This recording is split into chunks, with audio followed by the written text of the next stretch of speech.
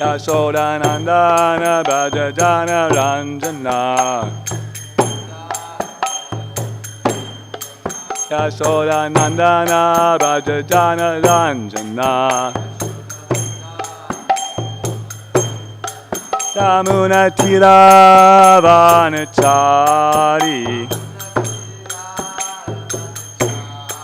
Yamunatira Vanachari Jaya Radha Madhava Kunda Bihari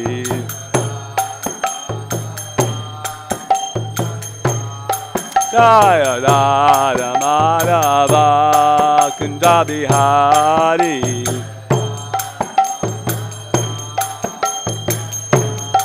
Jaya Radha Madhava Kunda Bihari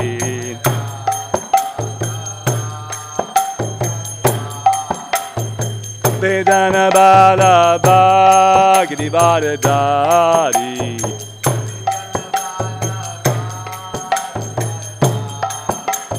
Kavedana Bala Bhagavati Vadadari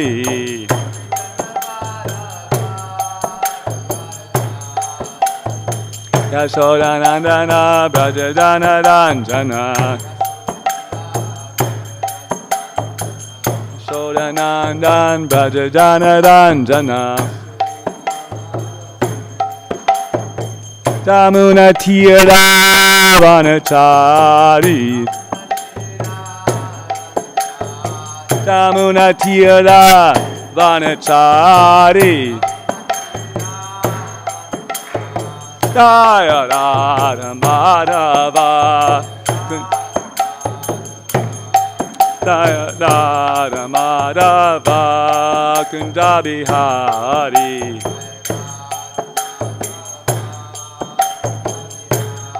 Jaya Radha Madhava Kunda Bihari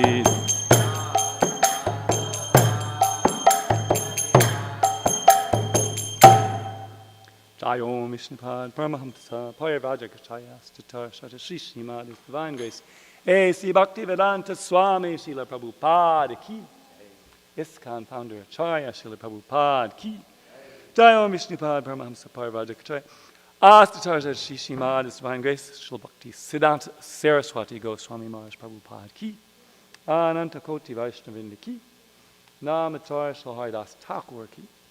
Prem Sako Sri Krishna Chaitanya Prabhu Nityananda Sri Advaita Gadadhar Sri Vasadi Gaur Bhakta Vrinda Ki Sri Radha Krishna Gopal Gopinath Shamakunda Radha Kundi Govardhan Ki Vrindavan Ki Navadvip Mayapur Dham Ki Jagannath Puri Dham Ki Gangamay Ki Yamunamay Ki Tulasi Devi Ki Bhakti Devi Ki Samaveda Bhakta Vrinda Ki Gaura Premanandi.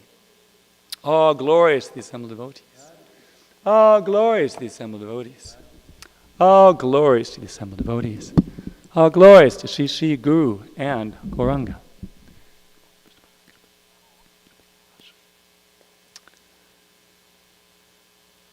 So we're reading from the Srimad Bhāgavatam, and we're on the third canto, which is entitled The Status Quo.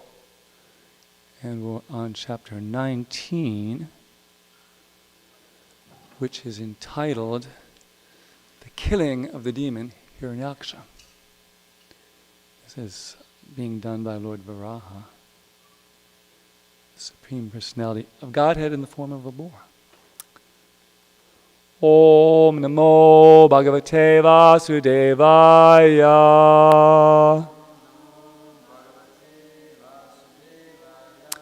Om Namo Bhagavate Vasudevaya. Om Namo Bhagavate Vasudevaya.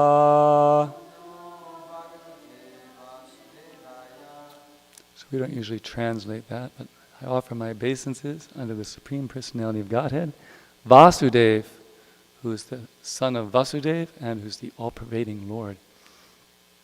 So we're on text number 15 today. So we'll go through the words. Rikne,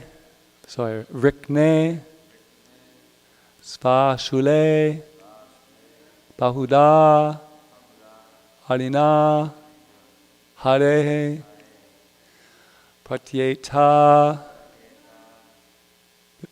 Vishtirnam, Uraha, Vibhutimat, Pravida, Roshaha, Saha, Katora, Mustina, Nadan, Paritya, Antaradiyata, Asuraha,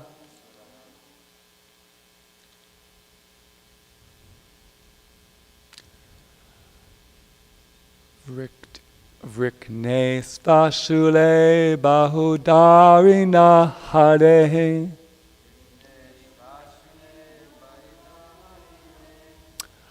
Pratyeta Vishtirnam Uro Vibhutimat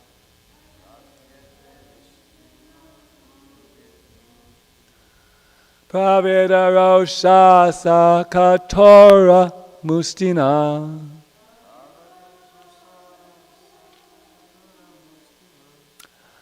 Nadan Parityantara Diyatasaraha.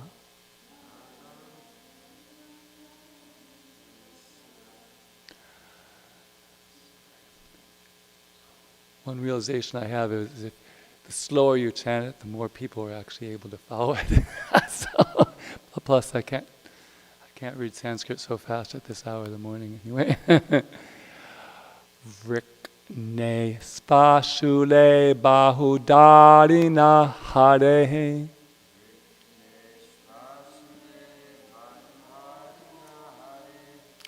Pratyetya Vishtirnam Uro Vibhutimat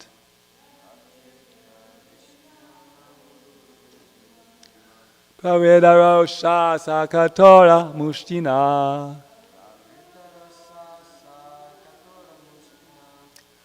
Nadan Parityantara Diyatasraha.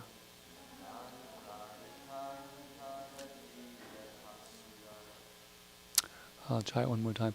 So with words that are like super long and you don't know, it's you just say one syllable at a time and it all works out. Rikne Spashule Bahudarina Hare Pratyeta Vishtirnam Uro Vibhutimat Pravidarosha Sakatora Mustina Nadan Parityantara Diyastasraha.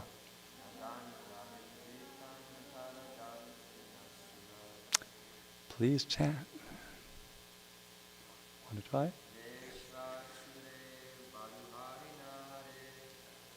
Svashule Bahudarina Hare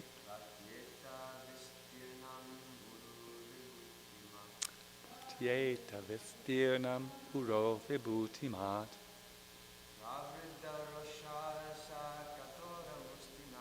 Pravidarosha Sakatora Mustina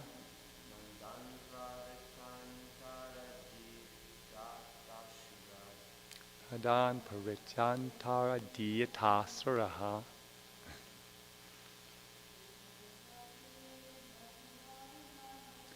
Vikne Svastules Vedarinashe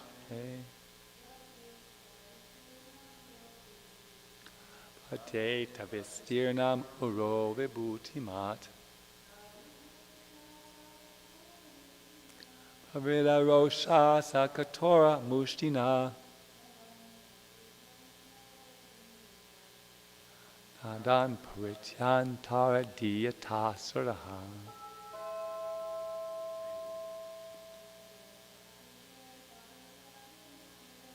Vikne Svashule Bahudarina Hare Pratyeta Vistirnam Uro Vibhutimat. Avidarosha Sakatora Mustina.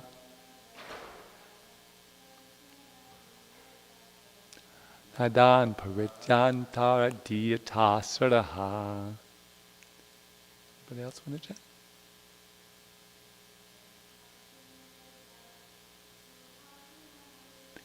Rikne Svashule Bahudarina Harehe.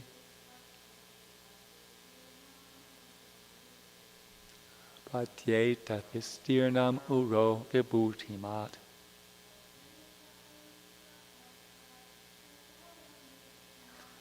Pavidaro Shasa Katora Mustina.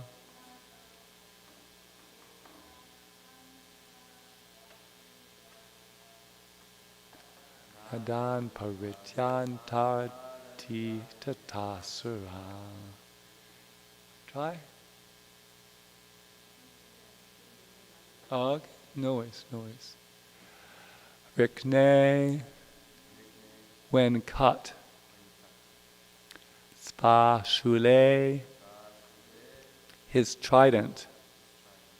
Bahuda, too many pieces.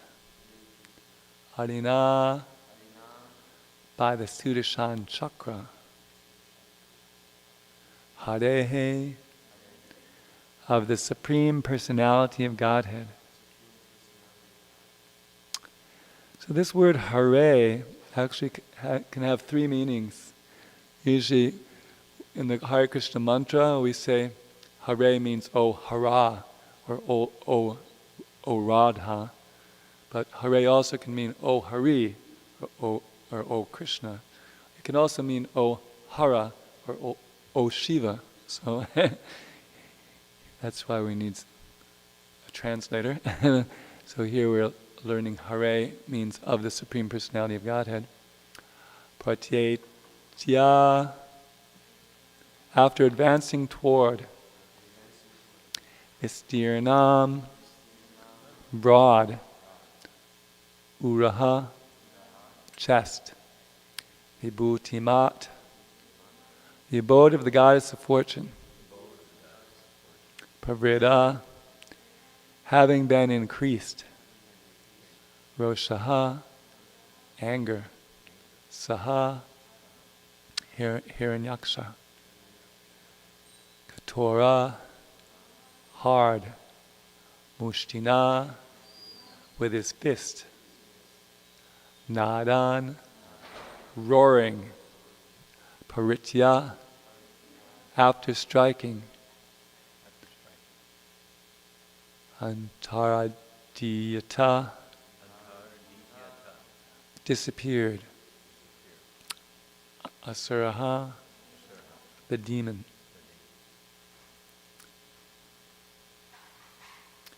The demon was enraged when his trident was cut to pieces by the discus of the personality of Godhead.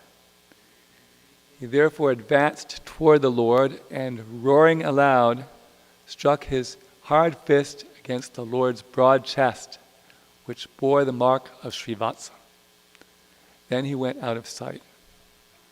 Please repeat. The demon was enraged when his trident was cut to pieces by the discus of the personality of Godhead. He therefore advanced toward the Lord and, roaring aloud, struck his hard fist against the Lord's broad chest, which bore the mark of Srivatsa. Then he went out of sight. So, we have a short purport by Srila Prabhupada, and I'm supposed to speak on only this purport, otherwise I mess up the schedule. So, purport by His Divine Grace, A.C. Bhaktivedanta Swami Srila Prabhupada. Srivatsa is a curl of white hair on the chest of the Lord, which is a special sign of His being the Supreme Personality of Godhead. In Vaikuntha Loka, or in Goloka Vrindavan, the inhabitants are exactly of the same form as the personality of Godhead. But by this Srivatsa mark on the chest of the Lord, he is distinguished from all others. So, we learn here that there's a spiritual world, and that the Lord is there with other people, and he has a distinguishing mark on his chest named Srivatsa. So this Srivatsa comes up many places in the Bhāgavatam, and a few more things are described about it. So I thought I'd read through some of those, as long as Prabhupada wanted us to meditate on Srivatsa today.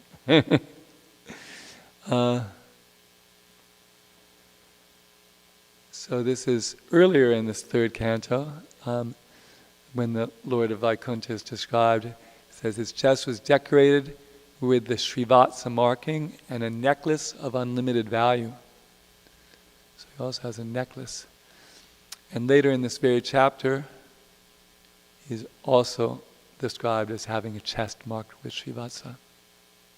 Lord Kapila, when he talks about meditating on the Lord of the heart, he describes in great detail the form of the Lord. He says, on his breast he bears the mark of Srivatsa, a curl of white hair. So that's how it's also described here, a curl of white hair. And that's in the 29th chapter, the third canto, verse 13.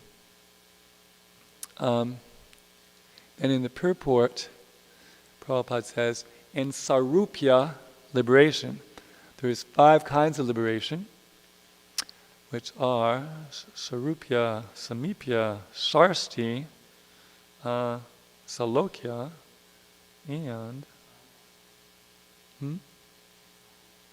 Sayuja, that's right, the one that the Vaishnavas don't accept. No wonder I forgot about it. So in Sarupya, it means that the devotees have the same form as the Lord. Samipya means they're near the Lord. Salokya means they're on the same planet of the Lord. And Sarsti means they have the same opulence of the Lord. So in Sarupya liberation, when the devotees have the same bodily features as the Lord, it says the bodily features of the devotee are exactly like those of the Supreme Person, but for 2 or 3 symptoms found exclusively on the transcendental body of the Lord. Srivatsa, for example, the hair on the chest of the Lord particularly distinguishes him from his devotees. So far we learned that there's 2 or 3 symptoms, and we've only been told about 1. But we learn about more. Shri Radha Govinda ki jai, Srimad Mahaprabhu ki jai, Shri Govardhan ki jai. It's always auspicious to offer respect to the deity when you're on the Vyasasan. Otherwise, you might be killed by Lord Balaram with his rare Kusha weapon, as Maharshan was. Continuing, this Narada is enlightening Dhruva Maharaj how to meditate on the form of the Lord. And he says the Lord is further described as having the mark of Srivatsa, or the sitting place of the goddess of fortune. So that's actually the meaning of Srivatsa. Sri means the goddess of fortune, and Vatsa indicates where she's sitting. Then, in the songs sung by Lord Shiva, which are elaborate prayers to Lord Vishnu, which are recited to the Prachetas, I believe there are 10 brothers who performed austerities and devotional service together, and because of their mutual cooperation in devotional service, the Lord is very pleased to award them any benediction. So there Lord Shiva describes Vishnu as, besides these, which are other features as previously mentioned, there's the beauty of the Kaustuba Mani pearl. So there's this Kaustuba Mani. Mani means jewel, and we learn what kind of jewel it is. It's a pearl.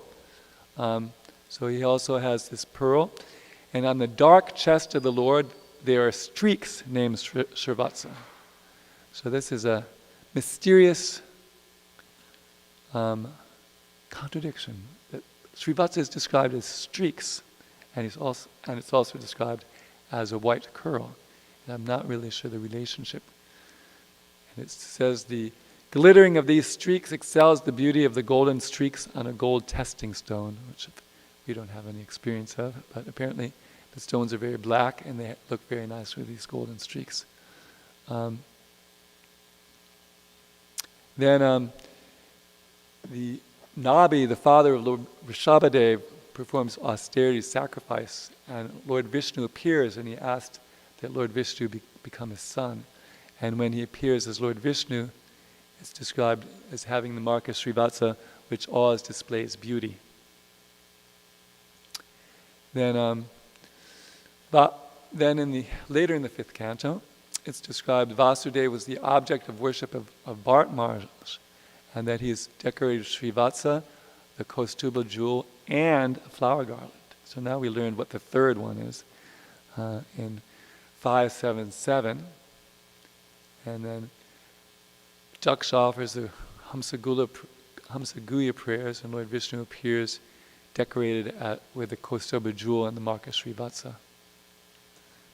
And then in the description of the Narayan Kavacha shield, it said, "May the Supreme Personality of Godhead, who bears the Srivatsa on his chest, protect me after midnight and until the sky becomes pinkish."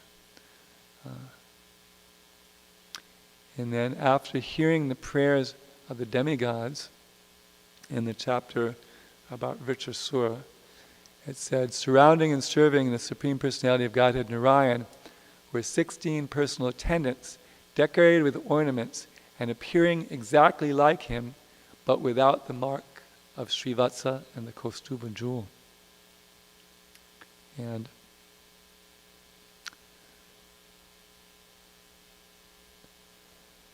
then there's a very amazing verse by the Supreme Personality of Godhead himself to Gajendra after he's rescued him from the crocodile. And he's giving a meditation that you can perform to become free from sinful reactions. So he says, freed from all sinful reactions are those who rise from bed at the end of the night, early in the morning, and fully concentrate their minds with great attention upon my form. So he's talking to Gajendra.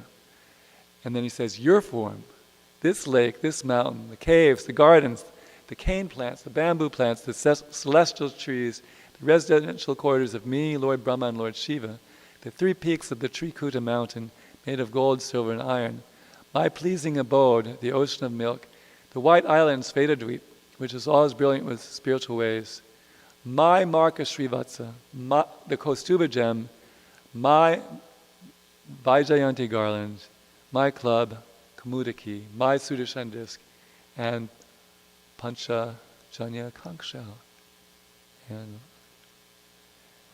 about 10 other things, or 20 maybe. So there he includes the Kaustuba jewel, the mark of Srivatsa, and his Vaijayanti garland. So that's another feature of the Lord. He has this transcendental garland, and Srila Prabhupada explains in the Nectar of Devotion that a Vaijayanti garland is composed of 5 different, I think it's colors or 5 different kinds of flowers. So these marks distinguish the Supreme Lord from the other residents of Vaikuntha, and therefore they're mentioned in many of these descriptions. And in the brief time I had to study, I only got up to the 8th canto, but I'm sure there's many other descriptions. So we're being blessed here by Srila Prabhupada with this Srimad Bhāgavatam, which tells many details about the Lord, the form of the Lord, and the abode of the Lord, which aren't present in certainly the Western scriptures that we run into, but are there throughout the Bhāgavatam and other Vaishnava scriptures like the Vishnu Purana and the Padma Purana. So knowing these details about what the form of the Lord looks like, actually it's possible to meditate on the form of the Lord. And Lord Kapila Deva is advising that, describing in detail the form of the Lord, meditating on each part of the body. And by this meditation on the form of the Lord, the mind, which is contaminated by the three modes of material nature becomes purified. And one can meditate on the form of the Lord, or one can meditate on the name of the Lord, or the pastimes of the Lord, or the qualities of the Lord. Because the Lord is absolute, all these features of the Supreme Lord are considered non-different from Himself. So you can meditate on any of them. And it's said that if we chant the holy name of the Lord, gradually the form, the qualities and the pastimes of the Lord will become manifest.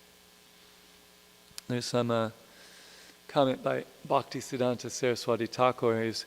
He was talking about Haridas Thakur, and he's saying that some people feel sorry for Haridas Thakur because all he was doing was chanting Hare Krishna all day, and he missed out on the Lord's pastimes. But that Bhaktisiddhanta was saying that was a naive estimate of things, that by his chanting of Hare Krishna, he was able to envision all the Lord's pastimes. He could see within himself all the Lord's pastimes. So he didn't actually miss out on anything.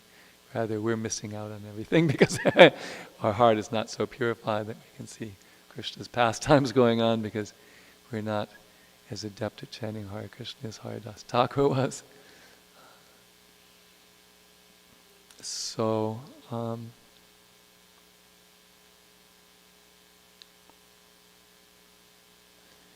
this verse is another verse in the description of the battle, of course, between the demon Hiranyaksha and Lord Boar. And basically, Krishna is just playing with him in different ways, sort of teasing him, giving him back his weapon, and when he failed to kill him the first time. And here he's using his Sudarshan disc, which has many properties, one of which it can destroy practically anything it comes in contact with. So the demon was very proud of his flaming trident. He thought he finally killed him, and just with his disc, the whole thing was.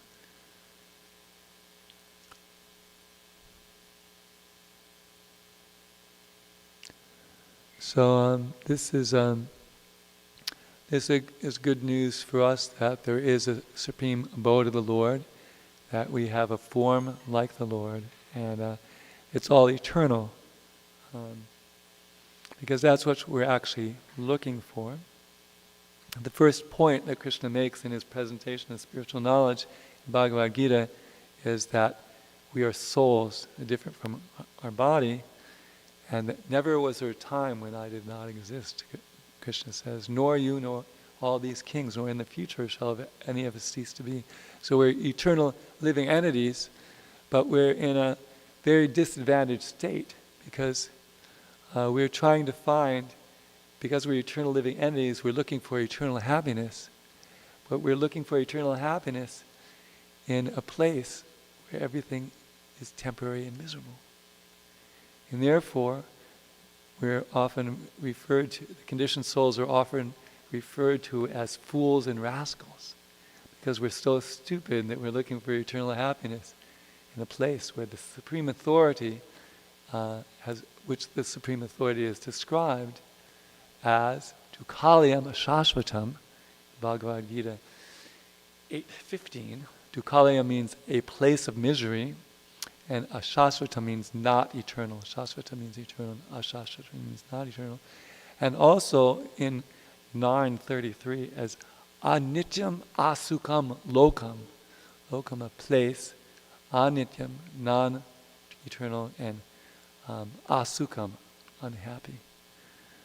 So in some traditions, some people, because they think that God is all good, when they see in this world evidence of misery, they think, how could there be an all-good person to create such a miserable world? But when the devotees of Krishna see the misery in the world, we think, well, Krishna's right. He says right there in Bhagavad Gita, this place is miserable. He says it twice, and he says it throughout the Shastra. It's a miserable place, and his advice is to get out of that place and to go to the eternal place. And one of my favorite verses in this whole section, which we'll come up to, as after the whole pastime is done, it says the Lord Varaha went back to his abode where there is an uninterrupted festival. So we can imagine even Lord Bor has an uninterrupted festival. What to speak of Lord Krishna? Those pastimes are much more variegated and understandable to us.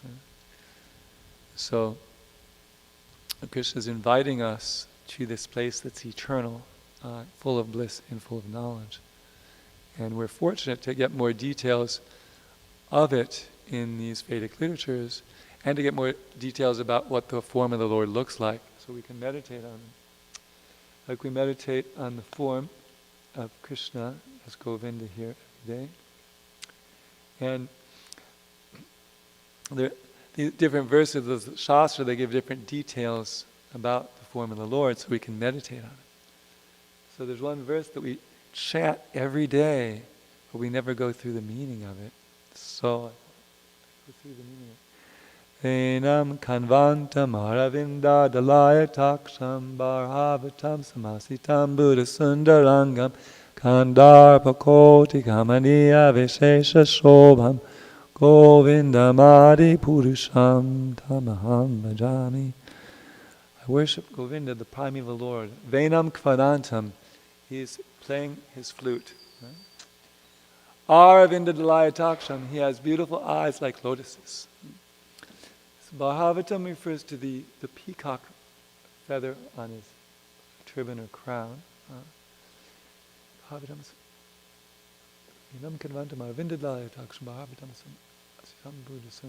Kandarpa Koti, he is attractive to Kandarpa Koti. Kandarpa is Cupid, and Koti means 10 million.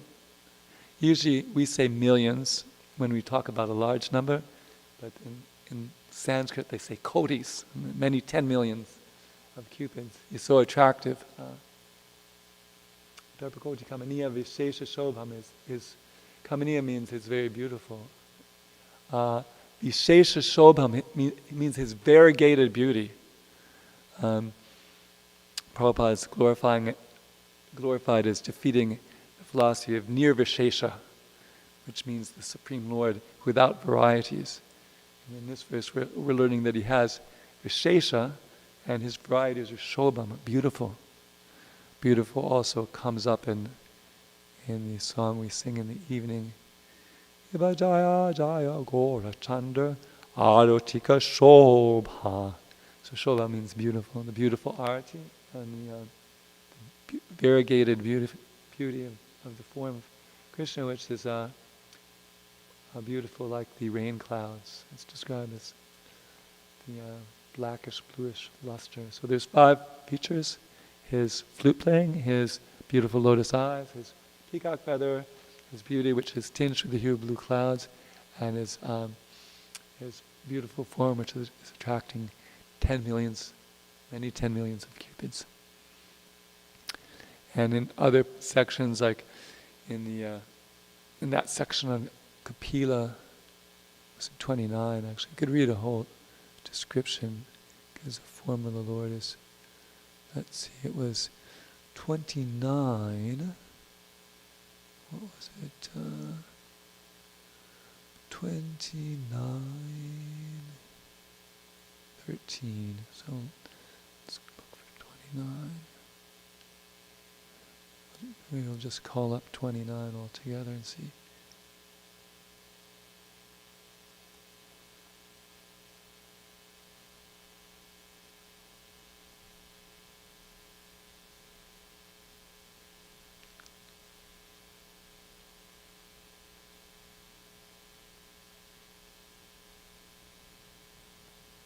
Here just tells some details there. I think maybe there's one section where he tells about the Lord's body and like more details. Maybe it's in the 25.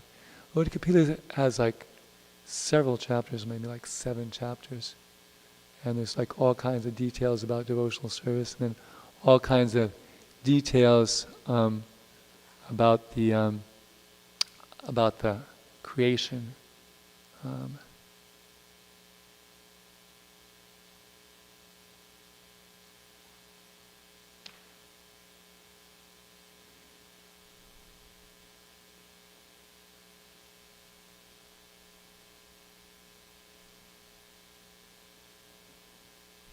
says, there's a beautiful verse here. Oh my mother, my devotees always see the smiling face of my form with eyes like the rising morning sun. They like to see my various transcendental forms, which are all benevolent, and they also talk favorably with me.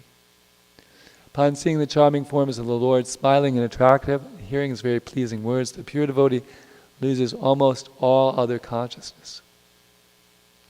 His senses are freed from all engagements, and he becomes absorbed in devotional service. And thus, in spite of his willingness, he attains liberation without separate endeavor.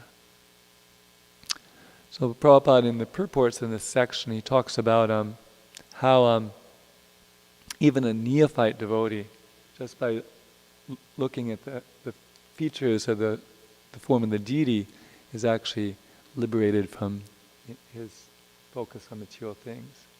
The traditionally, the yogis would meditate on the form of the Lord in the heart, but to get to the point where you can actually see the form of the Lord in the heart takes a lot of practice.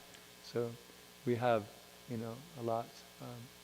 We have it really easy, basically, because we can just look at the form of the deity.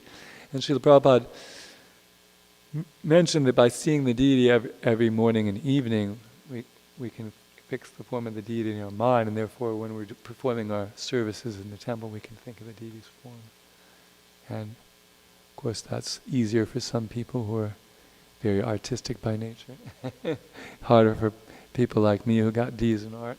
But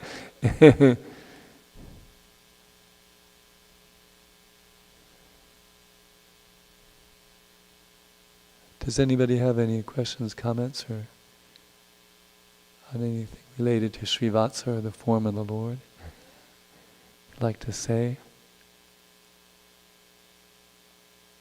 We're missing our second microphone. If you can find it and get it to work.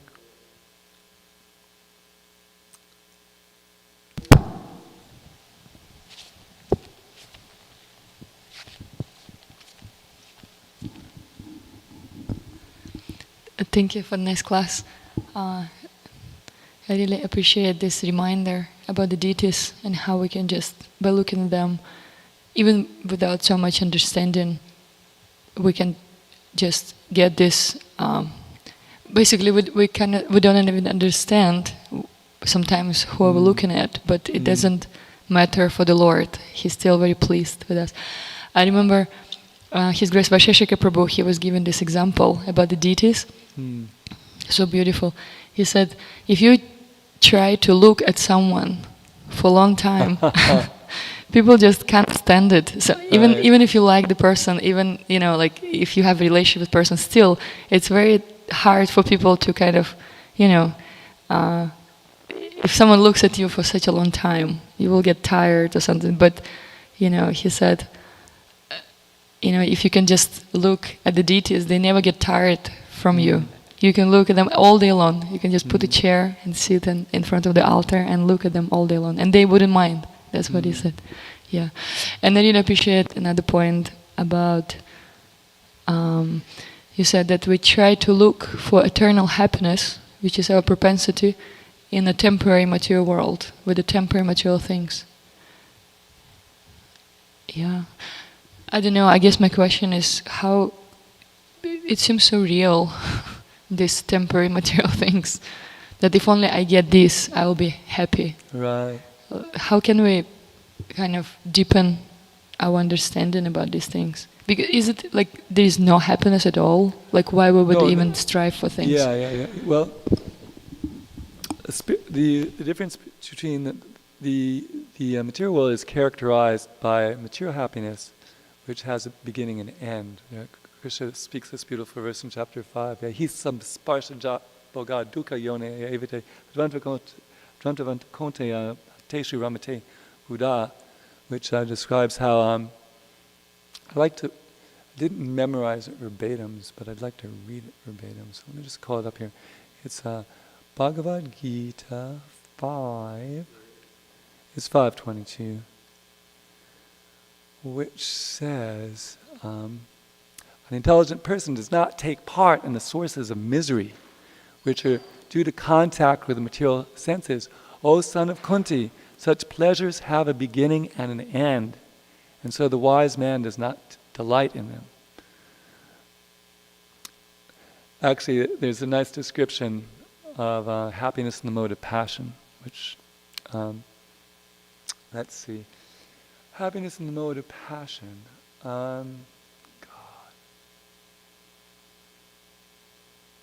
Yad tad agre. Let's see. Yad tad agre mritopamam pariname vishamiva. Oh, Vishayendriya samyogad. Yad tad agre mritopamam pariname vishamiva sasukam rajasamsprita. That happiness which is born of contact of the senses with their objects, which is like nectar at the beginning and poison at the end, is said to be happiness in the mode of passion. So the person in the mode of goodness understands that about happiness in the mode of passion, and therefore he has zero interest in it, right? But the person in the mode of passion only remembers the nectar at the beginning, and he forgets about the poison at the end. Right? That's how you. So most people, they're affected by this mode of passion. They're just thinking about the nectar. You know, people are very attracted to male-female relationships, and there's like a big rush in the beginning. What's his name? Devanamrita Swami gave a class at the Ukraine Festival one year about material and spiritual love. You know, and apparently he quoted the psychologist saying that in a male-female relationship, there's an infatuation period which lasts a certain number of months. I can't remember whether it was 17 or whatever it is, where you're just completely enamored with the good qualities of the person and you ignore all the bad qualities. Maybe that's why my girlfriend broke up with me after 14 months. At any rate,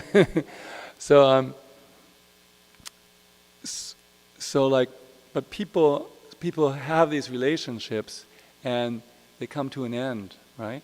But many people don't decide, well, this is such a raw idea. It was nectar in the beginning and poison in the end. Why am I doing this?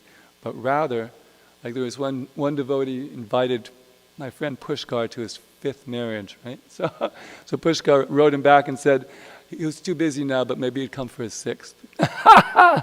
And that person was a devotee, right? So with this whole, Bhāgavatam full of transcendental knowledge. So it's like a very deep-rooted conception. We've been chasing after, it's that the male-female attachment is the epitome of the mode of passion, right? And it's called the binding force of us in this material world, right? So we've been trying to enjoy through it in many species of life for many years. So it's a very deep-rooted habit, right? And therefore, we have to hear regularly the truth, actually, that it really is like nectar in the beginning, and it really is like poison in the end. And because I'm a brahmachari, I always try to cultivate knowledge about the misery of male-female relationships to inspire me in my service. So I encountered 3 devotees whose spouse dumped them after 20 years of marriage, and all of them got cancer and 2 of them died because it was such a traumatic experience. So this is material happiness, It's like nectar at the beginning, poison at the end. Like Krishna says, so the wise person, this is chapter 5, he's already established in chapter 2 that we're eternal living entities. So he's saying that so the wise person who's understood himself to be an eternal living entity doesn't take happiness in these things that are happy followed by sad, this temporary pleasure, you see. So we're in this materialistic society, we only know material happiness. We only know mixed happiness and distress. So people have more happiness and less distress, some people have more distress and less happiness. But it's mixed everywhere. There's nobody who has unmixed happiness in the material world. It's not possible because the 3 modes of material nature are defeating each other one after the other. Yeah? So when the mode of goodness is prominent, we're happy, when the mode of ignorance is prominent, we're miserable. And we're fearful and we're mad. And when the mode of passion is prominent, we're miserable, actually. Misery, illusion is the condition of ignorance. So when the mode of ignorance is prominent, we're illusioned. When the mode of passion is prominent, we're miserable. And when the mode of goodness is prominent, we're happy. And people try to become happy in the material world by going to heaven because they'll think, they'll be happy. But Krishna says, defeats that in chapter 9, where he says, in 9:21, I believe it is.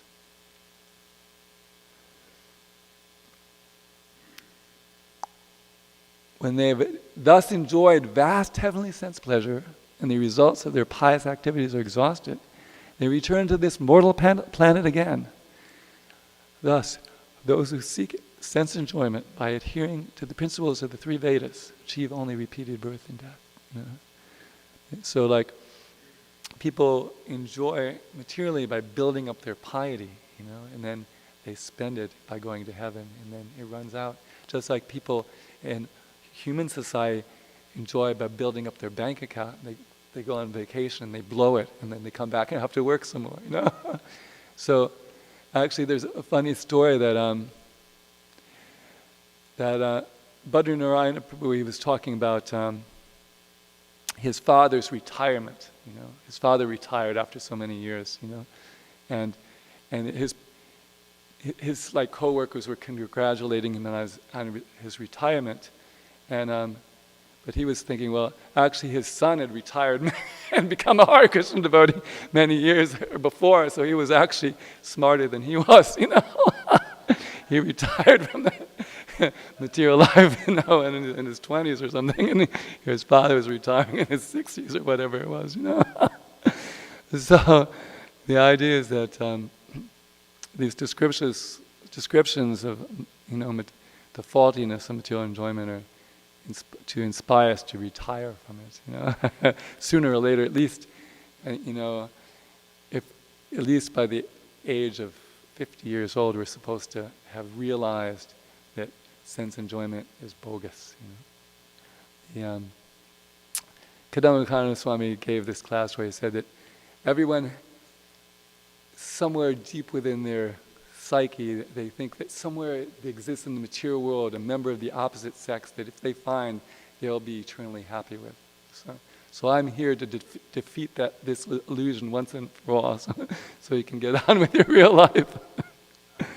So we have very deep-rooted ideas of sense gratification. But by hearing the sadhus cut through these by giving the knowledge in the Shastra, and the more advanced sadhus based on their own realization, their own experience,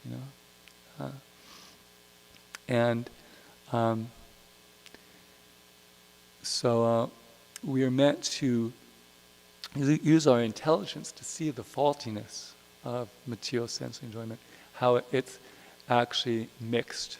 And what we're really looking for is described in several verses in Bhagavad Gita. I like 5:21 myself. Payaspashesha saktatma vindatyatmani yasakamya brahma yoga yuktatma sukhamakshayam nashate. Such a liberated person is not attracted to material sense pleasure, but is always in trance, enjoying the pleasure within. In this way, the self-realized person enjoys unlimited happiness, for he concentrates on the Supreme. So here we're learning that there's another kind of happiness that isn't mixed with distress and isn't temporary. It's unlimited. And another methodology for attaining it, concentrating on the Supreme. So in this Krishna consciousness movement, we concentrate on the Supreme by concentrating on the name of the Supreme, which is a Binatwa Nama Namino, non-different than Krishna himself.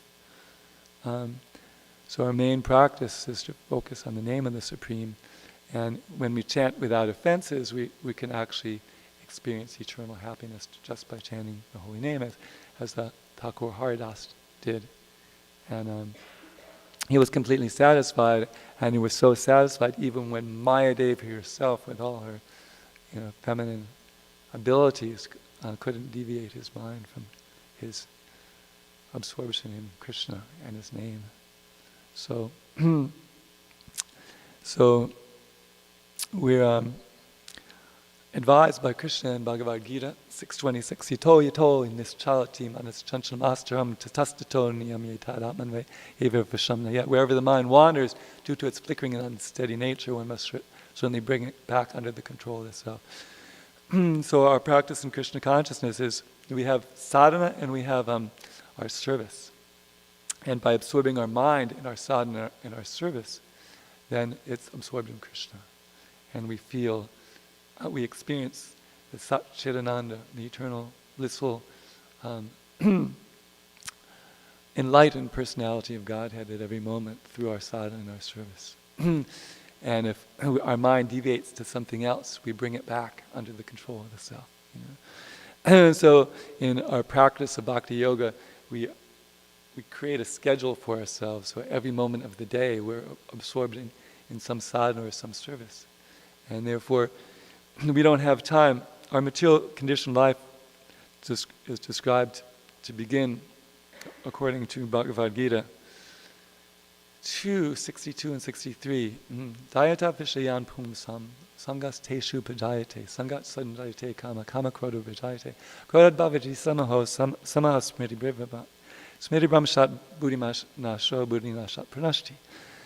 By contemplating the objects of the senses, one acquires attachment for them. From attachment, lust arises. From lust, anger develops. From anger, memory is bewildered and intelligence is lost, and one falls down into the material pool.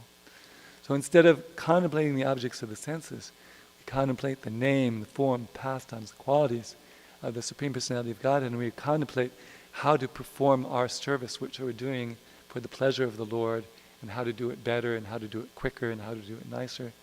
And by contemplating in this transcendental way, we don't have any opportunity to meditate on the objects of the senses and become attached. So, actually, I had a funny story. Actually, I lived in Alachua for many, many years as a brahmachari, and there's like 600 grahastas in like 1 or 2 brahmacharis or something. So the question arose in my mind: how can I be a brahmachari in Alachua? So all the swamis, every swami who came through, I would ask him, how can I become brahmachari? How can I be a brahmachari in Alachua? And I asked Bhakti Purushottam Swami that question. And he said, we should be asking you how you can be brahmachari in Alachua. And then I asked Sridhar Swami, he said, you should ask your guru. And I said, my guru's over in Ireland. You mean I should buy a ticket to Ireland and ask him?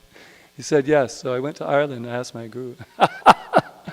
And he said, the secret is to completely absorb your mind in the service of the Supreme Lord. Yeah. And that's, of course, the program. We try to always engage our mind in. But we should know, at least theoretically, even though we may be addicted to all kinds of sensual pleasures, that it won't actually satisfy our soul, because we're actually spirit, and the material pleasures are separate from ourselves. It's like the fish out of water. There's nothing you can give the fish on land that will make you happy. So even if we're addicted to so many material things or conceptions, we should know intellectually that actually it's not going to make me happy. And even if we can't refrain from doing all the materialistic things, like one time they had a pizza. Sadhaputa's wife would sometimes put on a pizza party for the BI people. So one time we were having this pizza party, and I really like pizza, So usually I would limit myself to 5 pieces of pizza. But I said, why should I be artificial and just limit myself to 5 pieces of pizza? So I had 8 pieces of pizza, So the next morning when I was chanting my japa, my stomach felt so bad. I was like... So like, even though you might space out and do something that you know is wrong, but then you learn from it, right? I haven't had 8 pieces of pizza ever since. Once I slipped and I had 6, but so even though we make mistakes, still, like when you're learning how to play the drum, you don't hit every beat right the first time. You might even only get 20% of them right, but then 50% gradually, and then you get it all, you know. So even if we try to practice renunciation of things we know are bad for us, even if we're not successful, if we keep practicing, we will ultimately, be able to just focus on our devotional service and not be deviated by those things, you know. And it's not like the other kinds are groups, like the Buddhists, the Mayavadis, they just have to drag their mind away. But we focus our mind on Krishna, and by focusing our mind on Krishna, our mind becomes purified. So it's not that we're just moving it away from the material attractions, but we're actually purifying it by fixing it on Krishna. So we actually have a superior process, actually. We're actually, and because we feel, ultimately we feel transcendental pleasure by focusing on Krishna. Yeah. Is that okay?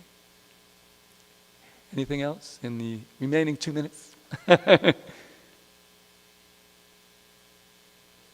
A realization. You mentioned in the beginning how you should never.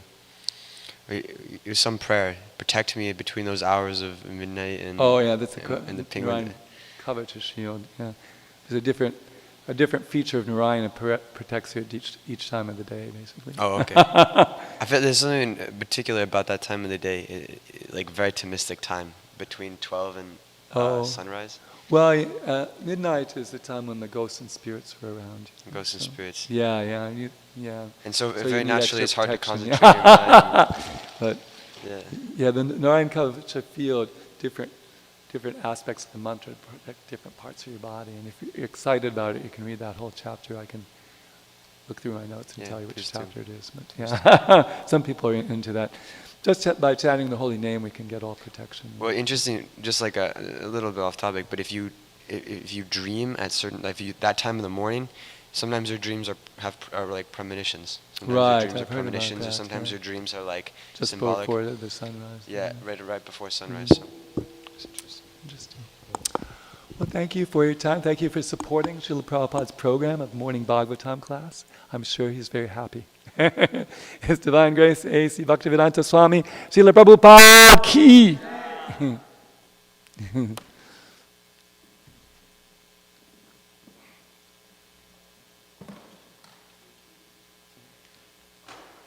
got lots of flower petals today. Gauranga.